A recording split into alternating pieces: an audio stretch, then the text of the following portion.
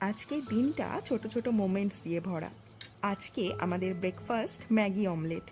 যেদিন তোমাদের একটু ডিফারেন্ট কিছু ট্রাই করতে ইচ্ছা করবে, তোমরা অবশ্যই এটা বানিয়ে খেও। ট্রাস্ট মি, এটা দারুণ হয়। তাজপুর থেকে আনা একটা ছোট্ট মেমোরি।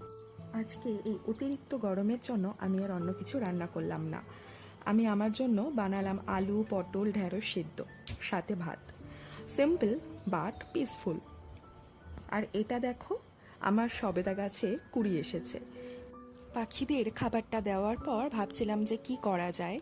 হঠাৎই মনে পড়লো যে টমেটোগুলো হারভেস্ট করতে হবে।